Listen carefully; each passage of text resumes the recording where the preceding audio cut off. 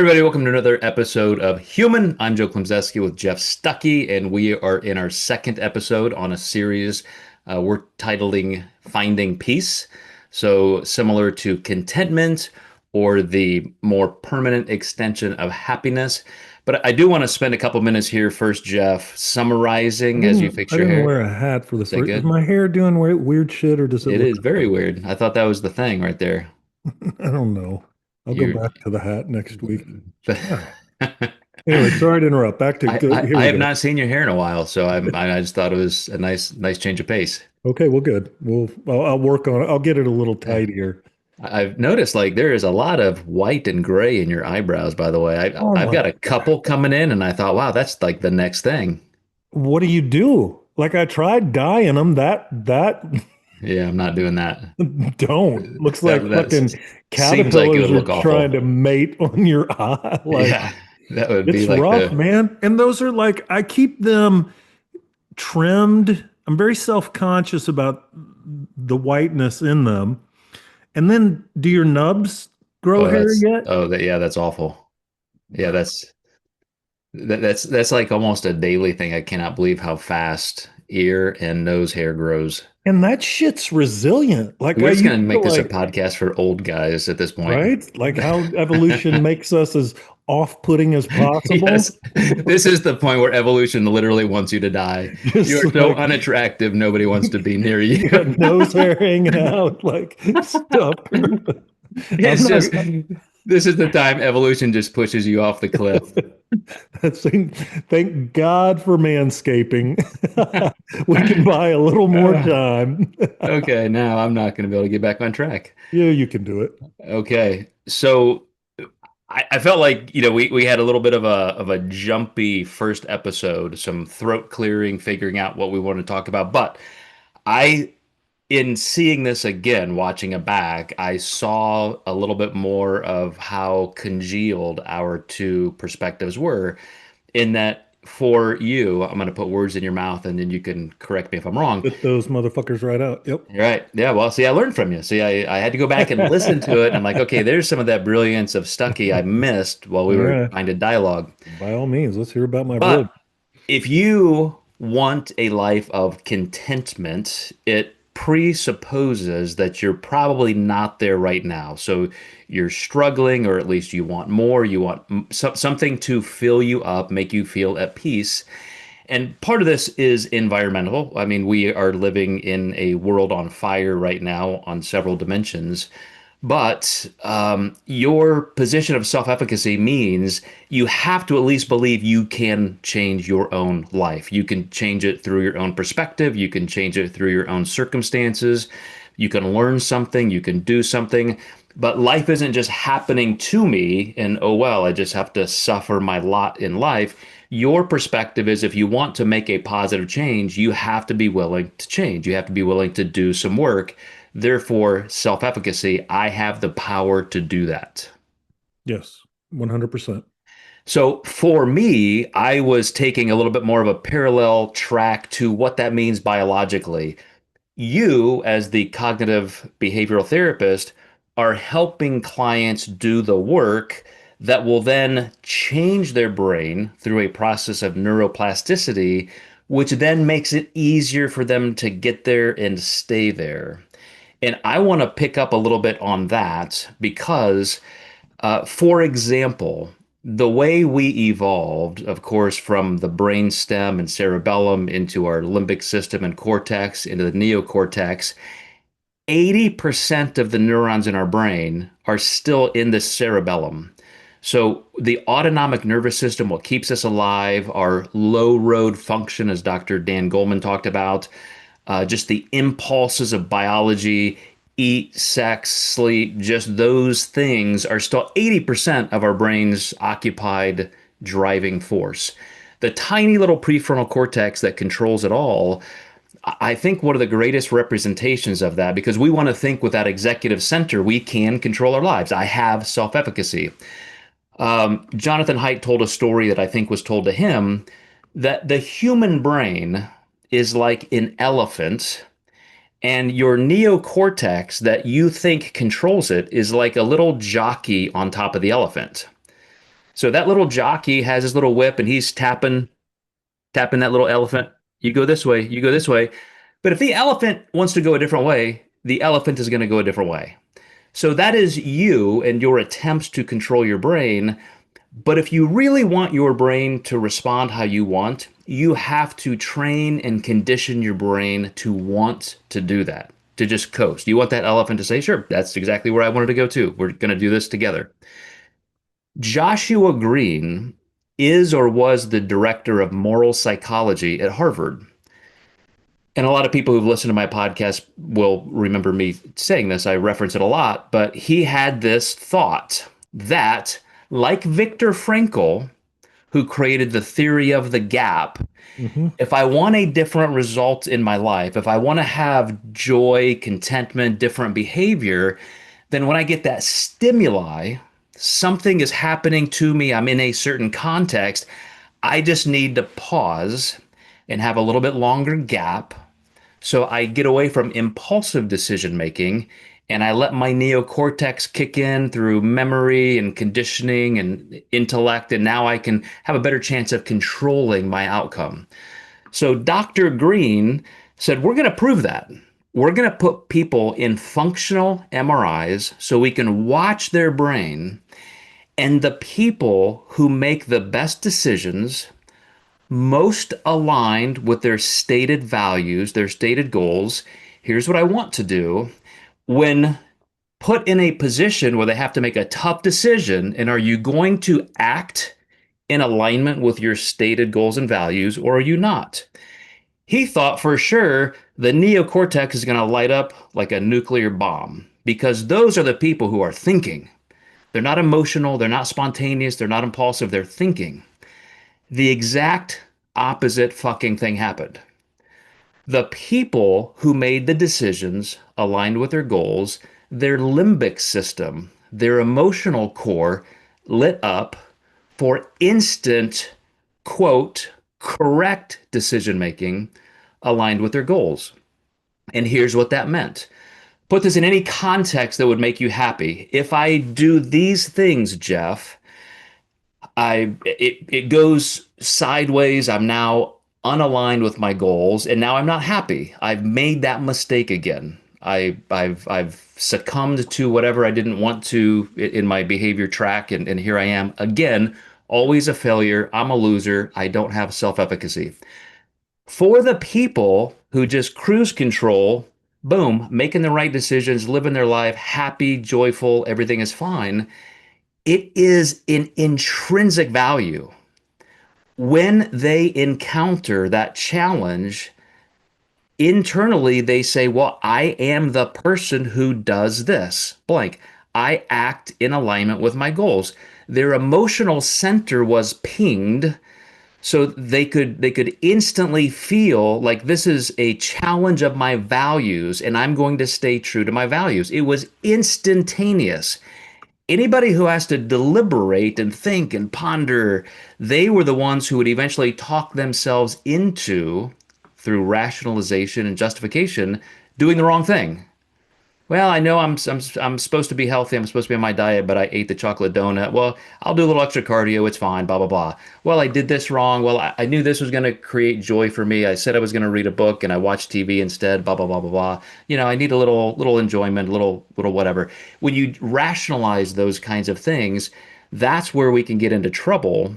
And I hope I'm putting this in your wheelhouse. I don't know if you're familiar with studies like this, but in Well, I was thinking of like Daniel Goleman's like M&M study with young kids and delayed gratification. is that And like the marshmallow study? well, yeah, the marshmallow. I mean, it was so simplistic. It's like you can have two marshmallows when I come back. If you haven't eaten them, you can have two more. If you've eaten them, that's all you get. And the kids that exercised delayed gratification longitudinally were, I don't remember all the metrics by which they were measured, but had more quote unquote successful lives, which would seem to map onto that. And so, what is that? Just how are we accounting for the difference between the two? Well, what I'm linking together is that if I can get myself to that point, because the Stanford marshmallow study and how it was reproduced, they were kids. I mean, and then through their lives, longitudinally, as you said, for the rest of their lives, they had Right. more successful marriages, they had higher income, they were happier, committed suicide less often, blah, blah, blah. Like everything about their lives was more successful. So, how do we as adults, if we just don't have those natural inclinations environmentally, genetically in our brain, how do we cultivate them? How do you, as a therapist, say, listen, first step if you want to be happier, first step if you want more contentment, we have to teach you that it's intrinsic. A very Buddhist philosophy is I don't care if you have circumstances where you should be happy or you should be grieving or it should be a tragic crisis. Those circumstances, though you feel them and you process them, your joy and contentment comes from inside you. That should be your center that you always come back to. So how do you get people there? Well, I just a little bit of redundancy, but to recapture a theme that I we discussed last week, uh, to me, the core is self-efficacy, a person's belief in their ability to manage life. I don't give a fuck about happiness. If you happen to experience some happiness, but meaning comes from resilience, which comes from self-efficacy. So I think we have to, this whole self-love and no one can love you until you love yourself. I don't know what the hell we're talking about when we're talking about that kind of stuff. But I do think that we're so infatuated with happiness that it's important for me with my clients, like we're gonna have to break up with happiness. Like that's not our pursuit here. We are we want to create and pursue things that are very difficult. And resilience is your ability to tolerate discomfort in pursuit of a goal or value. That's how I would define resiliency. We can elaborate on that. So, laying that paradigm, also, I've always used the analogy of, the primal brain is a gorilla and the prefrontal cortex is a gnat. And that gorilla can swat the gnat anytime that it wants. And and so then in the pursuit of this, and I'd be interested to get your take on this again, because I think most people are unwilling to do small enough things. The more that you immediately upset that homeostasis, the more it agitates that gorilla or the elephant to wander for our purposes, right, to wander back to the path that it was on in the first place. And it's your willingness, set your goal. Your goal can be as big as you want it to be, but your willingness to do small enough things consistently over time, then they're going to, much like money, they're going to compound. Like you are going to get a compounding effect on that if you're willing to endure that initial period of small enough, long enough. But we're so infatuated with, isn't it funny now, knowing everything that we know, still how infatuated we are with quick, easy results? I mean, it just, it's like, oh, I mean, we're just, that little bit of dopamine burst that says, yeah, that bullshit piece of exercise equipment, or how I'm going to make $100,000 in a month, or whatever those things are, we're still so susceptible to that kind of thinking. So it's moving away from happiness, pursuing resilience to build self-efficacy.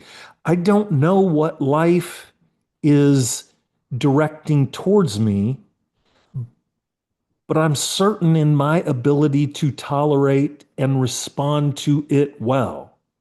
That's that's my goal. And that's why I come back to the neuroanatomy and neurophysiology because I think it's helpful. And I'll give you a really good illustration why. I'll You decide if it's really good or not. you You did, I tell me. appreciate that. We should create a poll, like great social Right. media thing. Okay. Does Jeff win this one or does Joe? You use the phrase compounding. It compounds. Well, that's neuroplasticity. It becomes easier.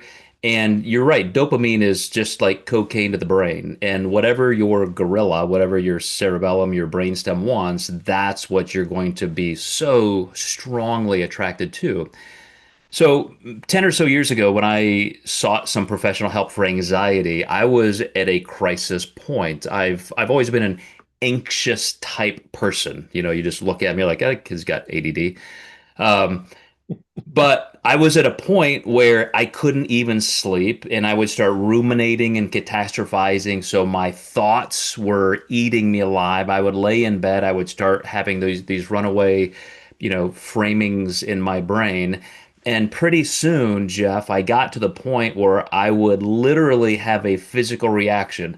I could hear and feel a thump in my low back, which was my kidneys. They were my kidneys dumping adrenaline. It was just like an epinephrine jolt. And I just knew now I'm not going to sleep the rest of the night. And I wouldn't. I would try and try and try and I could go back to sleep. But it was this surge of adrenaline because I finally reached almost a panic-like state. So I started working with a therapist with anxiety, and then I found Dr. Dan Siegel and his books Brainstorm and Mindsight. And he had this in one of his books, he had this chapter where he talked about a visualization he used for a really at-risk suicidal, homicidal teenager. And he did this meditation where he said, I want you to close your eyes and I want you to literally visualize your brain, like the gyrus sulcus, surface of your brain. And it's like a storm. It's a hurricane. It's black and there's lightning and 20-foot waves is crashing and it's loud. And you're just in it. Like those are your thoughts. And now I want you to sink just below the surface of your brain. And just like going underwater, you can still see it, but it's quiet. Like you can see it, but you're below the surface and you can see it. And you just sink a little lower, you sink a little lower, you sink a little lower into your thoughts. Very much guiding a person into their emotional center, their limbic system. And me knowing the anatomy, like I literally was physically visualizing that. And then he wanted you to make a scene, like create a scene, something from your memory bank, your childhood, someplace you really love to be. And I selected this place where I swear, Jeff, I came cerebrally online. I was 9, 10, 11 years old. We lived on a little farm in northern Indiana. And I rode my bike, as I always did, through our back field, a couple acres back. And there's this little row of trees on a hill, kind of a berm.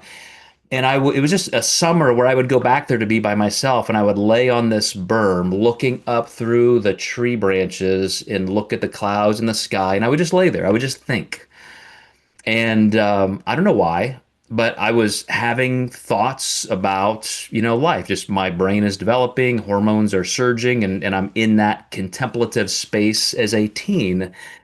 And I just remember one day looking at this sky and these clouds and I was so at peace. I told myself at that young age, I'm going to remember this moment for the rest of my life. And I have. Here I am, 40 some years later, telling the story. And that's the place I created in my Dr. Dan Siegel interpersonal neurobiology guru, like space in my brain. And it took me about 9 months, maybe a little bit longer, and every time I would go to bed, I would do this visualizing meditation. Pretty soon it got so reflexive as I'm literally visually mapping my brain and I'm sinking through those layers and I'm seeing the world in my own body from the inside out. And I got to the place I can only describe as self-hypnosis. Because all I had to do was lay down in bed, read, turn off the lights, whatever I'm doing, and then think, okay, now I'm alone with my thoughts. Oh shit, like which way is this going to go?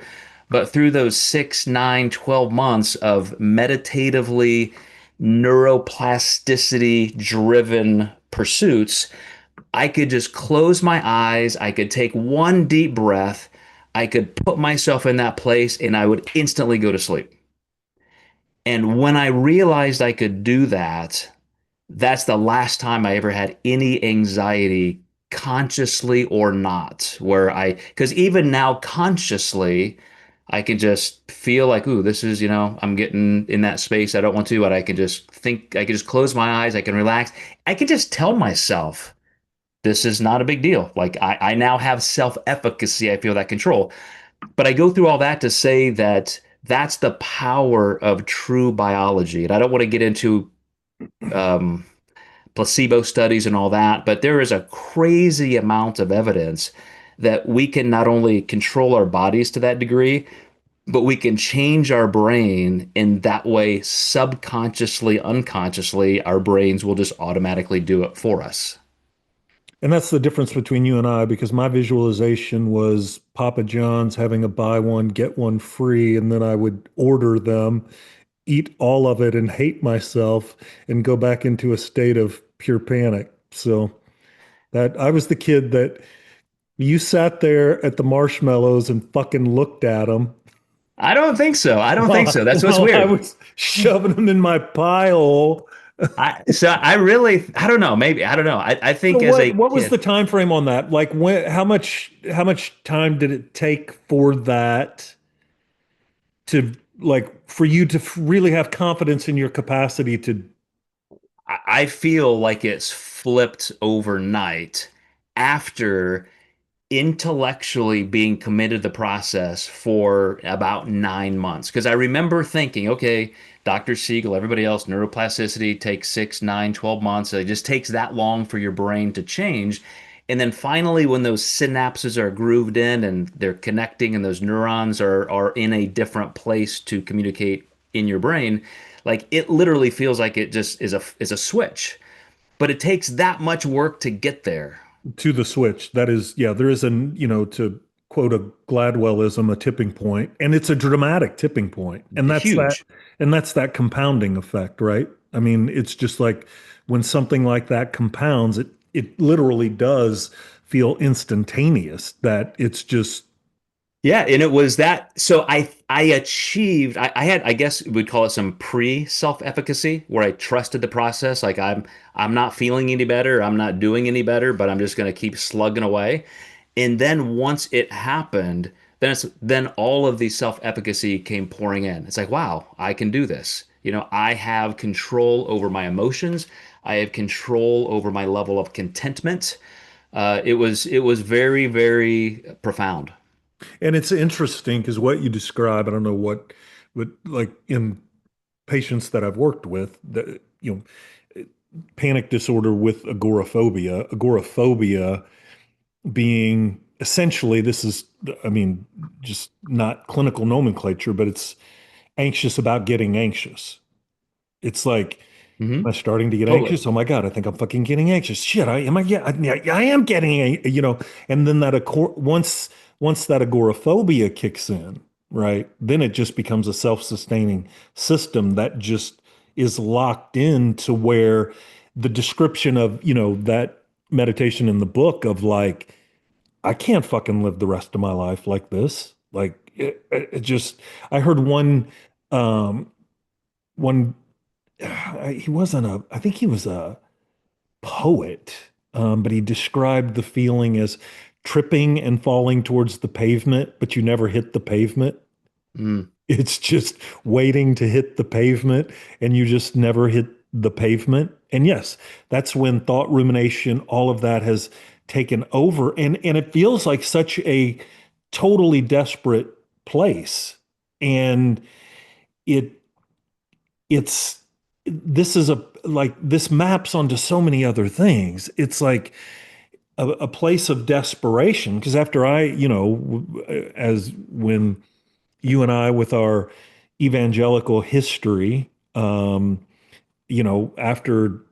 I went through my divorce, same thing. I mean, debilitating, paralyzing panic of I believed in the boogeyman again. Like, I'd turn the light off at night and run to my bed and like, I mean, it just is like the level of anxiety that just amplifies all of this stuff that is absolutely irrational and nonsensical, but you can't stop being fixated on it. And it was a very, very similar process for me of having to deeply, deeply engage in meditation. Looked a little bit different than that, but had almost the exact same experience as you. It was like this is never going to get any better, and then all of a sudden, it just was like, oh my God. Was it the Papa John's or the bourbon? This one Right. was I had to go deep, man. I was like, the Papa John's isn't working. The bourbon definitely isn't working. And I gotta do something here. Because I don't, it was, I don't know if it was like this for you, but it was at such a level that not that I was going to go kill myself, but it's like, can I live like this? I don't know if I can live like this the rest of my life. So I had to do something. So I had to make the same level of commitment to that practice. And So this is why I started the worldview. You just talked about evangelicalism and those changes, and I want to come back to that in a second. But I want to give you one more quick example of how I handled a massive literal relapse into panic, but 10 years later in how I handled it. okay, So I always knew empty nest syndrome was kind of a fear. There's the agoraphobia, like I'm fearing something that's not even here yet. right. And I thought with the gradual emancipation of my older kids, going to school 1 year at a time and that kind of thing, like, hey, this is cool. I got this. It's all fine. And then both of our youngest children moved out on the same weekend about a year and a half ago. And even though they were adults at that point, like, and they're coming and going and doing their thing, they were always here. There's something there. There's some security in that. And one day they were just gone. The house was quiet. There was nobody here. One of one of my first thoughts, because I'm me, was, yay, I get to go upstairs now and I'm going to gut the house. We're going to do this, we're going to do that. And I get all these extra bedrooms. We have a 5 bedroom house and now I have a library and an office. And so I kind of did that. It's like the first weekend they're gone, I came up here and started organizing, and then I'm looking in these rooms, and all of a sudden 25 years of memories are flowing back. I'm remembering every color of paint each of my kids wanted their rooms. And I'm in my mind, I'm going through conversations I had on the bed here with my oldest son. And this pretty soon, dude, I was literally on the floor clutching my chest. I felt like somebody was just wringing my heart through my rib cage, and I couldn't breathe. And of course, I'm sobbing because of the memories and so forth. Tracy's downstairs, just oblivious to the fact that I'm literally up here dying, and I did not know what to do. I couldn't even move. I just crumbled in the hallway, and I was just thinking, I'm not coming back. I thought, Jeff, when you hear of somebody having a psychic break, like they're just gone and they never come back, I felt like I was on that edge. I'm like, I'm not making it through this. This is different. I have never felt this in my life. And then a little part of my brain said, just go downstairs. You don't have to do this all at once. These were literally the words of a therapist I had heard before. Just go downstairs. You cannot handle this right now. You can put it aside. You can come back to this another day. Just go downstairs. And, I didn't have to face the dragon. I didn't have to fight it. I just had to get out. And therefore, I could control myself in smaller doses. Now, of course, we're happily empty nesters, and I have zero issue with that whatsoever. But that was a physical crisis point. And through the training I had in that neuroplasticity, that's the only thing that probably led me back down those stairs and to reality. Yeah, and it's in the which again, and some of this is just kind of how unnatural our society is now. I mean, can you imagine people from 200 years ago? Like we take our kids off to college, like we leave them at a university and they're like, are you fucking mad? Like, Ah. what could go wrong there besides everything? I mean, it just is, that's that separation, but that's a conversation for another time. But that massive change all at once. So And let me come back to your process because you said you went through something similar. As you described that, and you said you had this divorce and you had gone through this worldview change, you had left behind an evangelical Christian worldview mindset. I as well had a very tumultuous kind of in the middle time where I was trying to figure out what I believe any longer. And when I came back to the fact that, well, you're a biology guy, you're an anthropology guy, like what is the world really like? As Neil deGrasse Tyson says, everything in the universe is trying to kill you and would given the chance. You see our own species killing each other. You have to worry about your safety all the time. You're looking over your shoulder, you're locking your car doors, you're locking your house. Like we live in a world where there is plenty to fear from the hands of even each other. And so how do you get through life happily? You're trying to have the privilege of considering your long-term contentment and my relationships and so forth. Another unbelievable uh, progression from hundreds of years ago, but it's literally a privilege to try to consider that I want to have a content-filled, peace-filled life. So how did you get there? And what worldview changes really brought you to the end? well, I had to find a new map.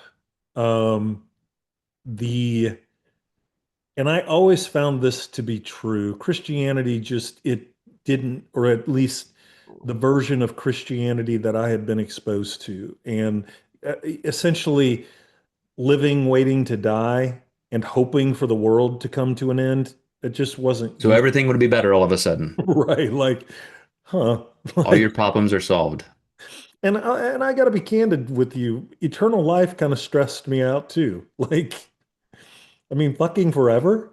And then, of course, then yeah, there's other elements there that we can unpack at another time. Why do I have to go to hell forever? Why can't I just like, is it really eternity? It's necessary. Anyway, um, I found for me personally, and the way that I interpreted Buddhism, which would have been my new, you know, worldview, to be much more of a present tense, right here, right now, focus on what you can control. Um, one of the tenets that was very useful for me at the time because I was overly ambitious was, um, desiring is the result, all suffering is the result of desire. Desiring what you don't have or desiring more of what you do have. And in the moment that I was in, that resonated with me. Like yeah, I am too much distracted. I'm too goal oriented. I'm not process oriented enough. And that one sticks with me, has stuck with me significantly. A couple of aspects. I'm certainly not a Buddhist at all. I couldn't even pass a quiz, but some tenets that were very useful. Um, and the mancala and the monks making the intricate mancalas, and then the second that it's done, they wipe it away. And it's, everything is about process. And that became a very useful tool for me as well. That I may be so focused on my expectation that I'm missing what I am supposed to learn. There was a practice from one teacher where every morning you started with the mantra "New Beginning." I know nothing. Today is a new beginning. I know nothing. Today is a new beginning. Let me experience everything for the first time. Let me, there was even a visualization of rather than holding my hands like this, I now hold my hands like this. So whatever is supposed to leave them can leave, and whatever is supposed to be placed in. So that present orientation, letting go of the level of control that I thought that I had, right? Like, no, I'm a therapist and and I'm very successful profession, all of those kinds of things. Being in the moment without expectation, more curiosity than demand. So all of these kind of the values that I had before of essentially as a Christian I'm enlightened and my I need to enlighten those who lack enlightenment. uh just that kind of I I don't didn't. know, you're being generous there. I would say it's like they need to be on my team or they're going to hell. Well, Convert or predatory, die. yeah, so yeah, I would agree, right. And it just uh so so that that part of it, to your point, like, not that new value system or schema or whatever articulation you want, it took time. I had to cling quickly to something. And probably my first anchor was the mantra new beginning. It's okay that you don't know everything today, because guess what? You didn't before. You just had deluded yourself that you had a level of control that you don't have. And and then once I was able to make progress in with that value, then I was able to graft on a new value. And for me in that particular circumstances, and some of these are things that I still hold on to, that you know desire is the root of all suffering. Now, I still desire, I still want a level of professional success. There's some fancy shit I'd still like to buy. But I'm not attached to them the way that I used to be attached to them. And so and I want you and I to talk about this a little bit, because I feel like there, as a cognitive behavioral therapist, there is the relationship between cognition, behavior is very dynamic and moves in one direction or the other. If the cognition is a negative cognition, then my life starts to look more out of control. I start to feel more helpless, and then that compounds. Moving it in the other direction of when I was in that state of panic and agoraphobia, and feeling like I'm falling and wanting to hit the fucking God, if I could only hit the sidewalk, how wonderful that feeling of my face implanting on concrete would be, just to feel something different than I'm feeling right now. And then I grabbed a hold of new beginning. Every day's a new beginning. I don't have to be anxious about today. I can be curious about today. And so I started to implement that. And then again, that cognition, behavior, and then that compounded in a direction to where now I, I'm in a, I would have not, I didn't know that this place of contentment would, I would have told you, no, that doesn't, that's nonsense. You're delusional or whatever it is. And I do think it, going back to the notion of self-efficacy, one, being reduced to a place that I didn't think I could be reduced to, but then, and I'll say, crawling my way out of that place. We have to eventually talk about your ayahuasca journey in Peru. You did the real deal. Maybe for another day. There's a journey. Well, here's what I'll tell you. Well, okay, so when the student is ready, the teacher will appear. Um, would I have done the ayahuasca? Well, we'll do a deep dive into that at some point. Because I did one that was very American. It was in like a yoga hut in Malibu, and you went down to fucking Peru in the jungle. In August. I with don't know if I a could do that. with a week of Sanango, which is That's it's a amazing. non-psychedelic, but just a physical purification, and it purifies ready or not. Yeah, but that was part of the process Yeah, and you very you powerful. literally released yourself from all entrapments of ego at that point. It precisely. And what a wonderful and profound ego death it was. Um, So I don't, before you lose that train of thought, because I want to take you up on this challenge of right. behavior, cognition, how that's a dynamic loop. I 1000% agree. And I don't think anybody's even come close to saying it as well as you just did, or have even thought of it as a process. But this is why I keep coming back to how you beautifully are following along the exact steps I told you that I thought to put together in this strategic consciousness curriculum. Worldview, where I start, is again that filter. If I'm this religion or that religion or this, that's a filter. Like nothing is getting through. Every confirmation and sunk cost bias, in group bias is right there, ironclad. You're not getting through it. So you have to make sure you got the right one, or you have to make sure you have none. Like that's an option to be that open minded. Then you have to understand a psychological model of motivation. And by you saying self efficacy, to me, that kind of encapsulates self determination theory. I mean, it's right in the title, self determination theory. Then you automatically, Jeff, started going into schemas. The reason everybody I know who leaves organized religion has a Buddhism phase shortly after is because Buddhism, as you said, is a series of present tenets. You said all I had to do was think this. Today's a new beginning, and that's a literal schema. That's a way to focus your brain and orient your behavior toward a goal. For me, some of that was just literally self-efficacy. This I have no guarantees in this life. Everything's trying to kill me, whether I want to be healthy or unhealthy, physically or psychologically or relationally. Like that's all up to me. I have to do that work.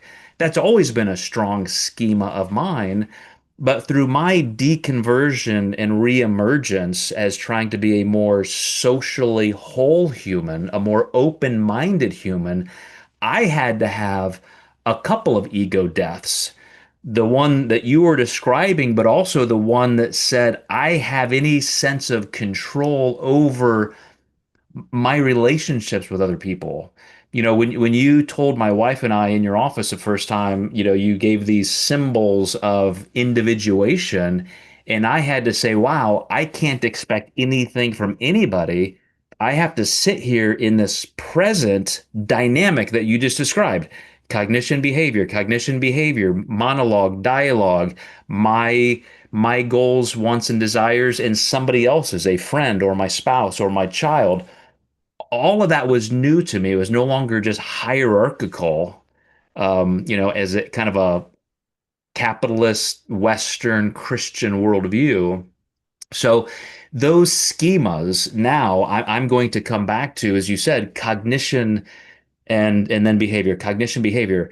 When somebody like Dr. Robert Sapolsky or Dr. Sam Harris says they are utter determinists, their worldview is that we have zero free will. They are 100% determinists.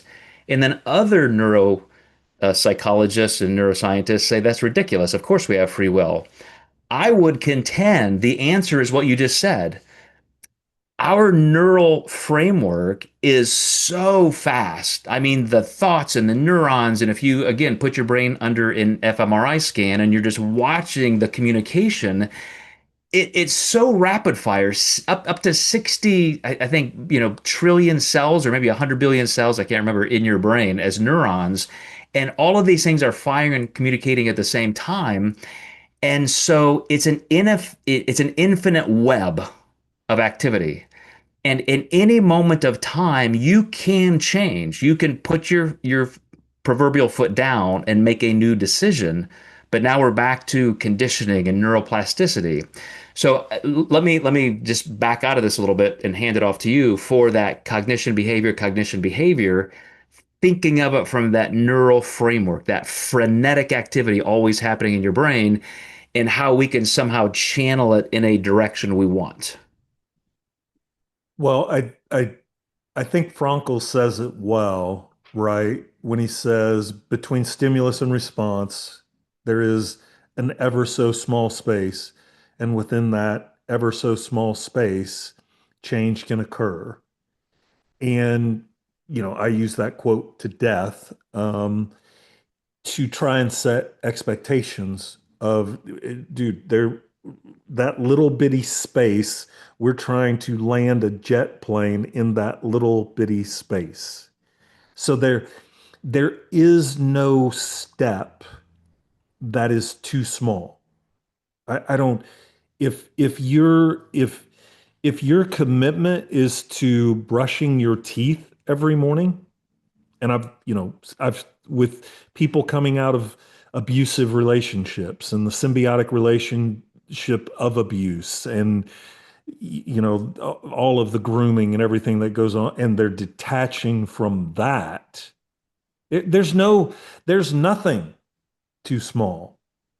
And and Joe, I'm overemphasizing this because we we set such enormous expectations. And you and I know just from you understand it way better than I do, the brain can't tolerate that level of change. That is, but yet we're still so indoctrinated in these ideas. And it's like that's not. I mean, and that's why I personally think the practice of meditation, for the people that we're talking to, and it's, if you want to start out with something that will simultaneously make you feel totally and completely out of control.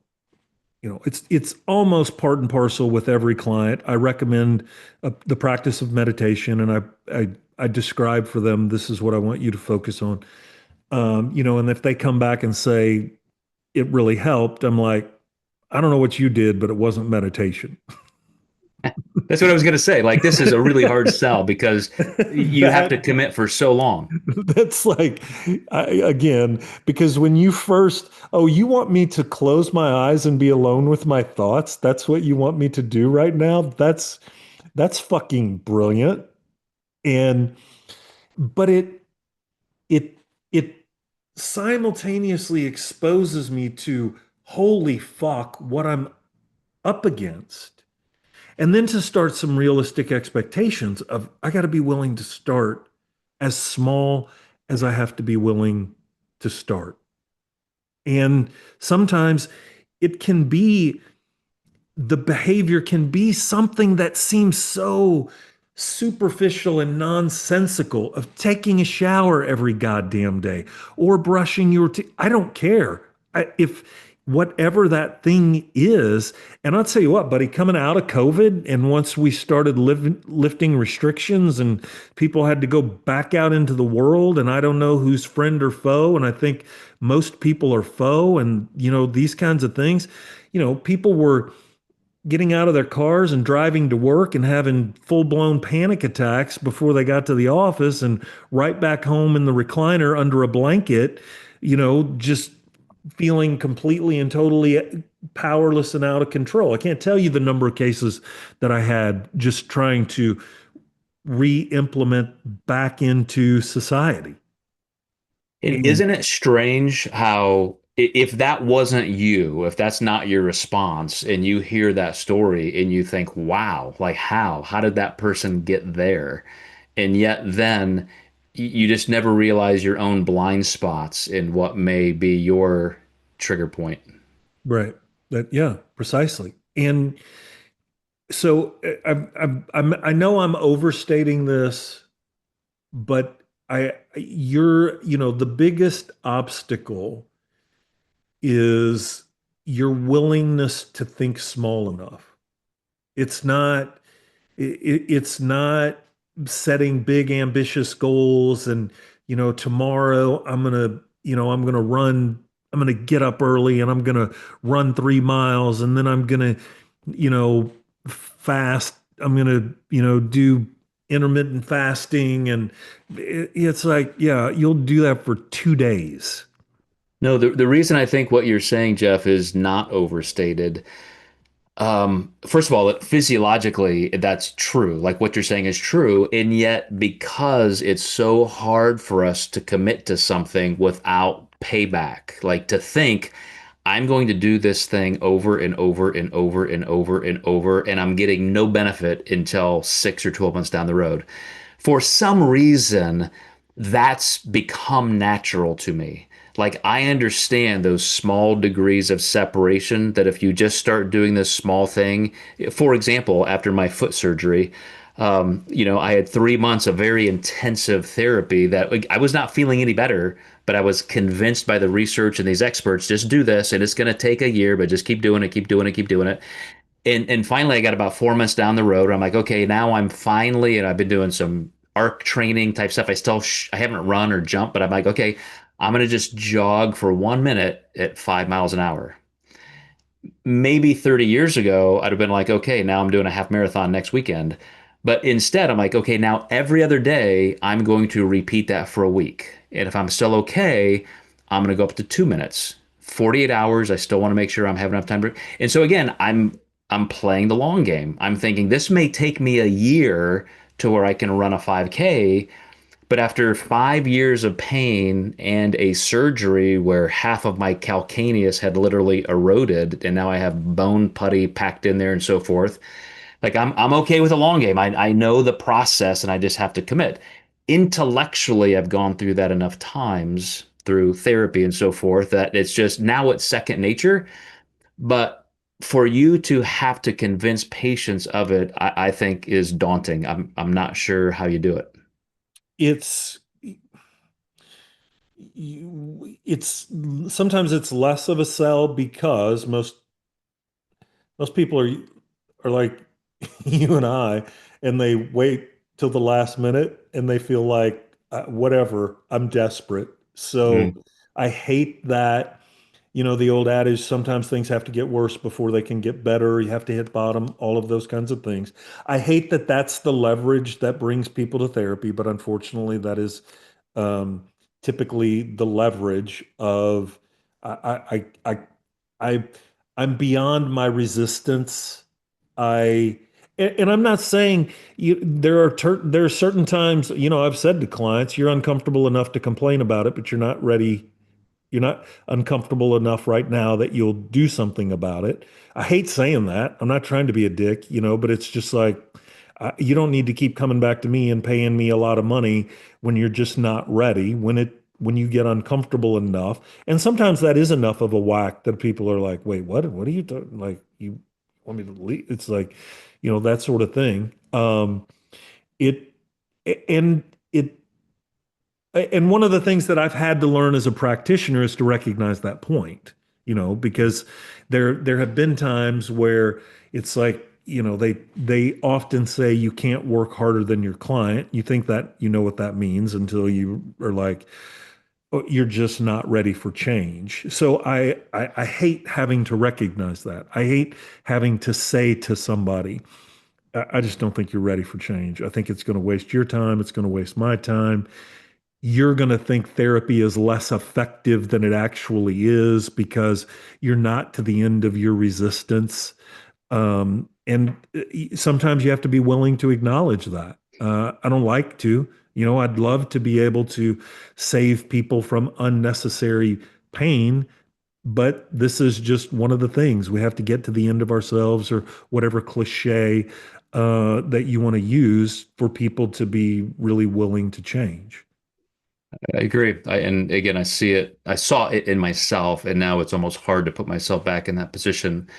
But I'm going to give some summary remarks from my perspective because these three episodes in this series aren't quite as linear as some other ones. It's more of a continuing Well, we're conversation. not So, done yet. I think we're going to put a bow on this that's going to, I think it's going to impress our oh yeah, listeners. no, And I think you and I are going to be amazed. I am not at all being defensive. I'm just saying that it's more of a flowing three-part series than just three different subtopics.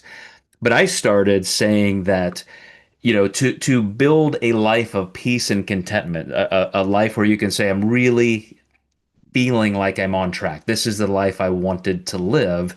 You have to, as I mentioned in our last episode in our media, like Socrates said, an unexamined life isn't worth living. Like you have to at least know your beliefs, why you believe them, and say, yes, this is the horse I'm going to ride to the end. I'm happy with this grid, this filter. Here's how I see the world. Everything else is wrong. I don't care if you say it's right. That's my wall. Or you could have no walls. You can be that open-minded. That's worldview. You have to accept it. I encourage people to go to YouTube and just search for the video Dear Believer to understand how belief structure is even created in our brains. But now this week was all about coming back to your version of self-efficacy, which I totally understand and believe, and that's the psychological motivation model. And from that, you start to put together these life schemas. If this is my worldview, this is how I understand my psychological motives, then now what am I going to pursue? I believe, for example, as a life schema, mankind isn't innately good or evil. Mankind is mankind. We're a bunch of apes all evolving at different rates and paces and in different cultures. And we're just here. I can look at the history of us and the rest of the animal kingdom, and I can say, I got it. That's who we are. That's what we have to live with. There's also the social side of us and the relational side. That's what has put us on top of the food chain. And so, as a more naturalist, biologist, anthropologist minded person, those are my life schemas. Now it's very simple. And I will always reference Albert Camus, the father of absurdism. Okay, so that's life. Now what? As he opened his book, The Myth of Sisyphus, should I get a cup of coffee or should I kill myself? Like, what do I want to do? Like, what's my life going to be? Is it that good or that tragic? Because I get to decide what I'm going to pursue. Next week, Jeff, I'm going to bring my end to this by showing you the points at which it will be constant work. Because when I gave you that research piece from Joshua Green and the functional MRIs of people who made the quote right decision, the value aligned decision, immediately directly from their emotional center, meaning it was an intrinsic value, that could make people think, that's the place. Like you get to that nirvana and you've got it figured out. But to stay there doesn't happen like that. You always are re-examining and growing and evolving and what are my life values? And maybe they actually get harder because I'm contending with my biology, my psychology, my sociology, all of those parts of life. So I'm going to come full circle and say, okay, you've made it to this great, great new place where you have unbelievable contentment. How do you keep it? Because life changes. So that's my summary for now. I'm going to let you do the same, and then we'll give our prompts for the week. Wanted just to kind of piggyback that when I read Meditations by Marcus Aurelius, and that was the first that was the first reading that really punctuated what you just described of it being constant work. To think about Aurelius being arguably the most powerful man that has ever existed. Hmm. And the I mean, he had to be your level of conscientiousness, just how he was constantly cultivating his thought life. And it it was daunting and inspiring all at the same time initially because it's like I'm redneck from the west side of Evansville. I don't know what the fuck I'm supposed to be thinking about, like I'm just like need to fart. And then to like this is what his internal world, this is how he was constantly rearranging the thoughts and making sure that the proper thoughts were embedded. Do I should I even exist? Like I'm not sure. But then once I got past the the dauntingness of it, if you will, to where it became inspiring that this can be replicated. I just couldn't agree with you more, and it's more doable than it sounds, and the rewards are they're they're worth it.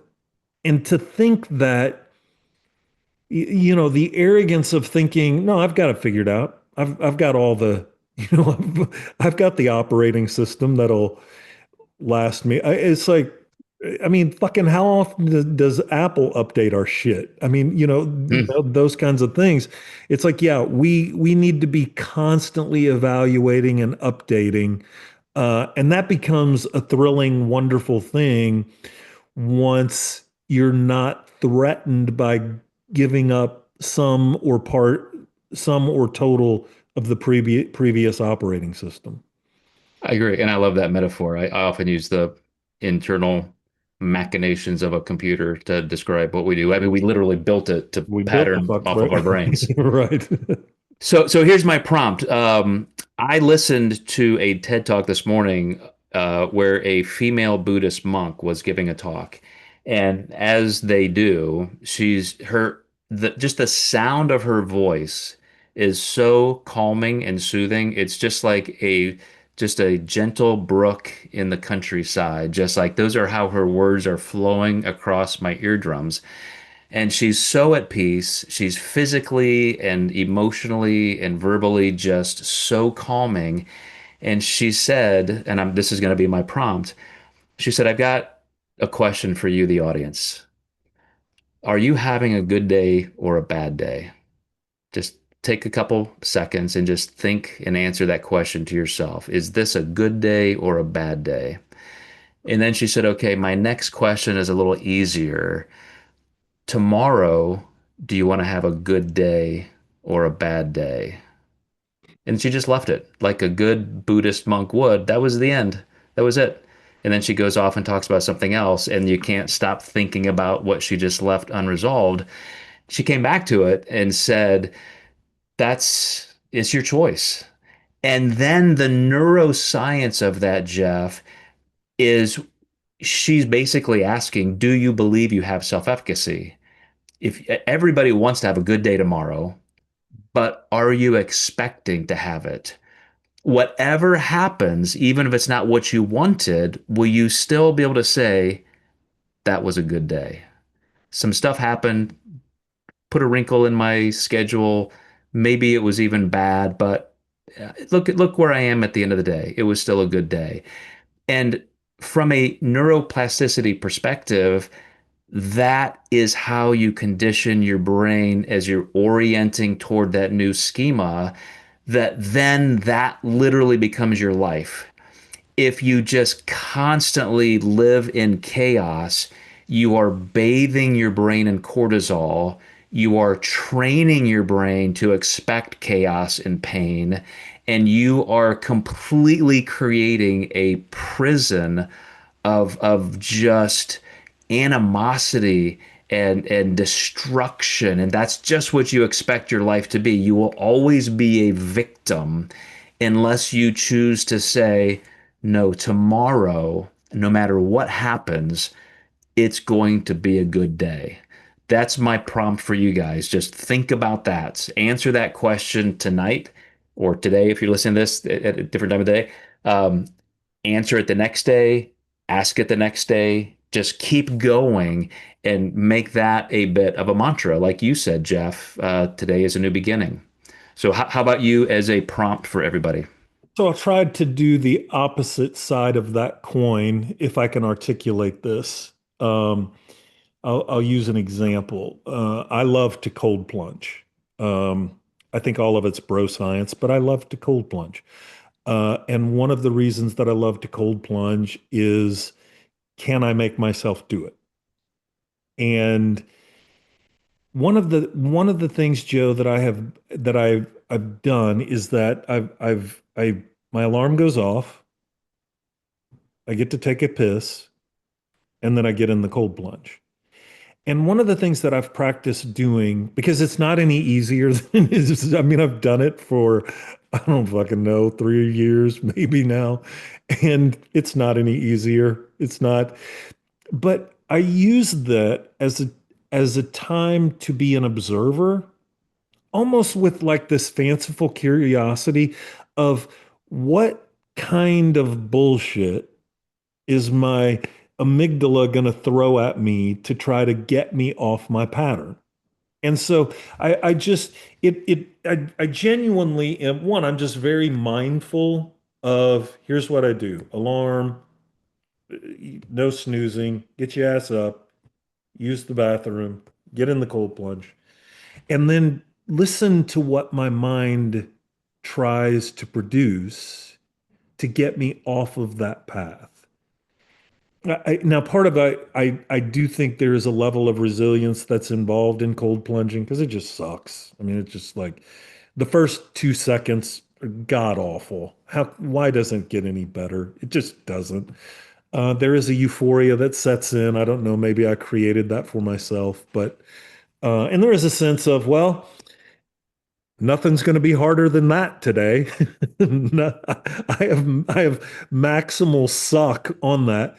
But my prompt would be create something. I don't know. Maybe it is just getting your ass up when the alarm goes off and not hitting snooze. And just be curious in your own mind. What thoughts are produced to try to pull you away from whatever behavior you were intending to do? And just be aware of that and try to separate yourself from your resistances and anticipate them. What is my brain going to tell me? 5 more minutes doesn't matter. You can do it later today, whatever it is, but just be mindful of whatever things my brain tries to produce to derail the behavior that I am trying to create. Make it small. You don't need to run a marathon tomorrow. Just whatever, stick with that behavior and and be curious about how your own thought life tries to derail you. Well, that's why I love the metaphor of you're trying to land a jet in this tiny little space and nothing is too small. That's exactly what I mean in that dichotomy of we've got to get to the space of intrinsic value and it's just automatic. And yet that is a tiny place and it's not guaranteed that you're going to make it every time. And that's where it's not, it is truly a process and not just the destination. But thank you, Jeff. I'm going to let everybody go on that note. And I really do feel great about this series right now. And your hair, too. I mean, I'm getting used Just to the hair. You may have to just something. get rid of the hats. Get maybe I don't know. I mean, I'm gonna get some product. I mean, maybe I don't know. So hey, I'm going to give you a compliment that you're going to hate. Fuck. What kind of fucking compliment is that? You look so much like my grandfather. Like, if I show you a picture of my grandfather, you would be like, wow, that actually does look like me. And he's one of the favorite people in my life in childhood. I was gonna So, say, guess what I'm gonna do, Joe? I'm gonna decide if I hate it or not, if it's a yes. good day Okay. and it's a good day, Joe. It's a good I day. Yeah, Yes. that actually felt very good. You look like one of the people I looked up to first and most in my childhood and life. He's one of the only people, I was off in college and 24, 25 years old. And when I got the phone call that he died, that night I physically cried. And it was a new sensation. Like I don't remember having a funeral at that point or a loss where it affected me that badly. So yeah, I mean, at this point in your life, like you literally physically look just like him. So it's a little extra fun for me to chat with you. And my next goal is to become a grandparent. God damn it, if I could get these kids to have some kids, but we'll see. So, no, I appreciate that, and it feels very good to hear. I'll send you his picture. All right, my friend. Okay, man. Thank you, Jeff, and we'll see you guys all next time in Human.